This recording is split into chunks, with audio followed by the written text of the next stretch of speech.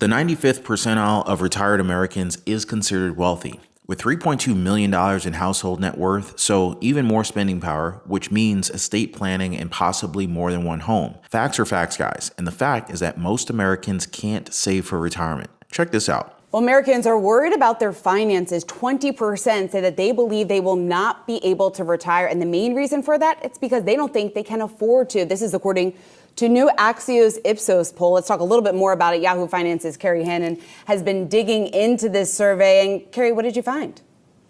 I mean, there's a lot of angst out there. I tell you, there is just this real fear that people simply say, hey, I don't have enough to even save right now.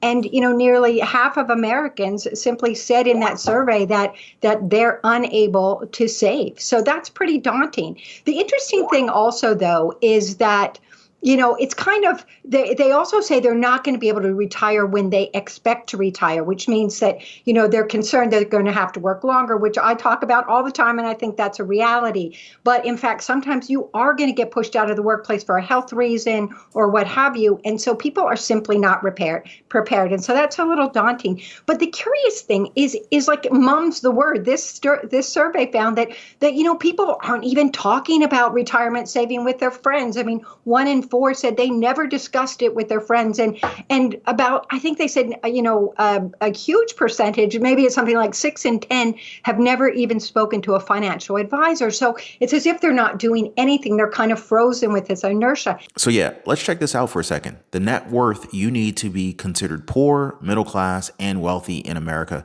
and at the age of retirement. So how do you stack up right now? And later on, some signs that you may have missed that mean that you've jumped from the middle class to wealthy.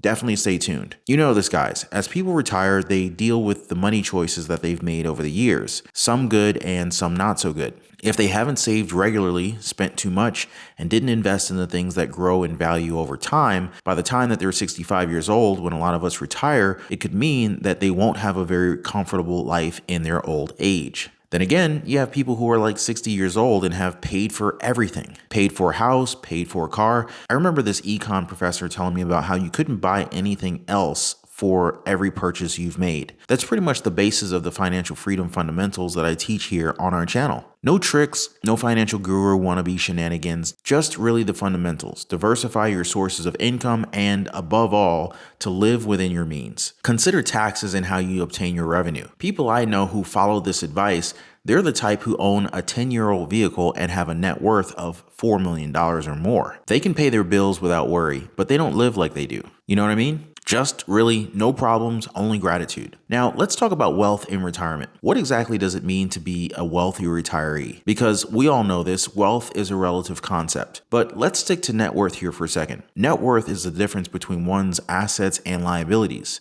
To get your net worth, add up the current market value of your real estate, investments, and other assets, and then subtract debts such as mortgages or credit card balances, car payments, that sort of thing. Let's talk about in terms of data from the Federal Reserve Board's latest survey of consumer finances. In this model, there are 100 groups or percentiles, each representing a level of wealth among all U.S. households. The 50th percentile, right in the middle, this is what's called the median. Half of U.S. households have a lower net worth than the median. The other half have a higher net worth. Americans age 65 years old and up who rank in the 50th percentile have a household net worth of $281,000, which is usually the equity of their home, some savings, and a 401k account. Households in the 20th percentile, $10,000, are considered poor. They likely do not own their homes and are focusing the money they do have on basic necessities. Anyone below that percentile is considered insolvent or bankrupt. People in the 90th percentile are considered well off with a household net worth of $1.9 million.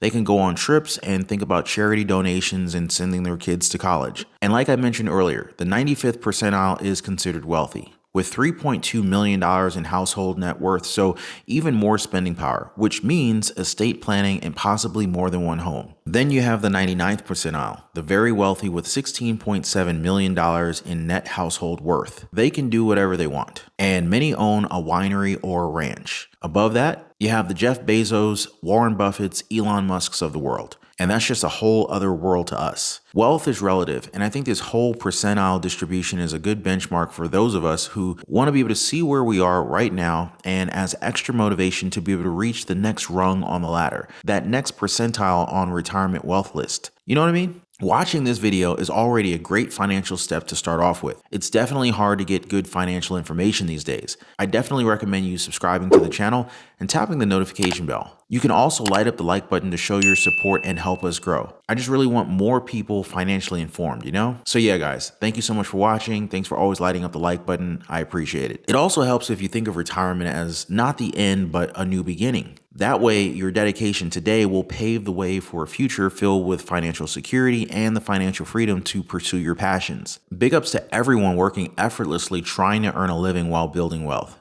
I know it's hard, but hey, just imagine when you're retired, you could be sitting at something like $3 million in net worth and no debts. Now, to get there, you just have to live and be frugal with your money. It's really the saving and investing lifestyle that can make this possible for us. Ultimately, the percentage of Americans entering retirement with debt is increasing, along with the amount of debt that they carry. A Congressional Research Service report found the share of households led by those aged 65 years old and up with any type of debt went from 38% in 1989 to 61% in 2016.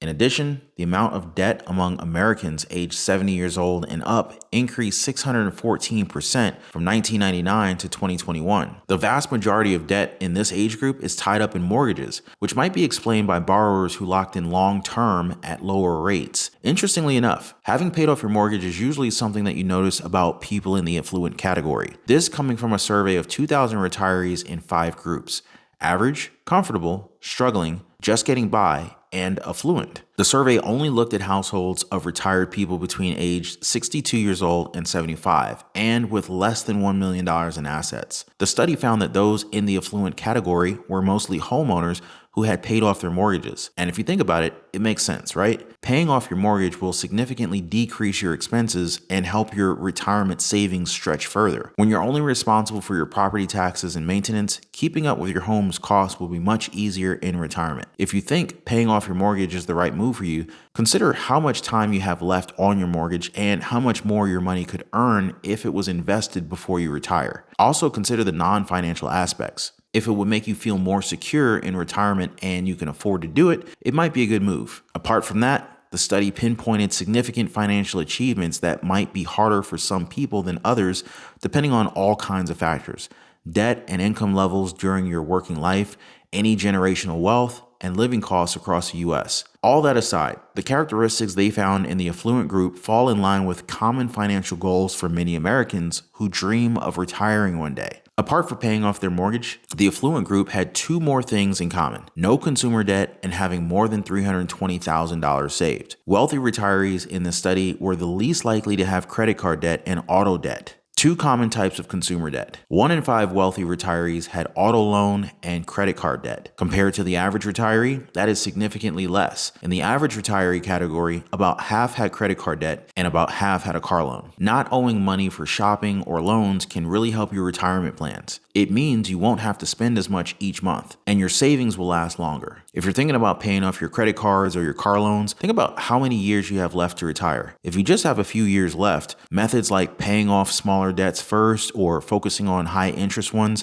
can really help you clear them faster. The so-called avalanche and snowball methods. Retirees in the affluent category also had more than $320,000 saved for retirement, but the amount you'll need may be different. Really, guys, save and invest. Buy when the market is down. The same up or down. I can't tell you where the stock market or the real estate market's going to be next week, next month, or even next year, but in 10 years, it's most probably going to be higher. The average 401k balance of Americans aged 65 years old or older who are saving money for retirement is $255,151. But a 2023 survey from the Northwestern Mutual Fund found people expect to need $1.27 million to retire comfortably. There's no set amount that you'll need to be comfortable in retirement because it really depends on your lifestyle and how you plan to collect income. But there are ways to calculate your individual figure. One of the most popular methods is the 4% rule, which assumes you'll withdraw 4% of your savings each year in retirement. To find out how much you'll need based on this rule, multiply your annual income that you want by 25, the typical number of years you could be retired, in order to find the total. The resulting number is a good estimate of how much you'll need to retire comfortably. Honestly, my dream is to make money while I sleep and to have the option to choose not to work another day and be able to sustain my life and my family with our different passive income streams. You know what I mean? But what about you guys? What are your own versions of financial freedom? I'd love to hear your thoughts. Maybe we could pick it up on the next video. I'll see you guys there.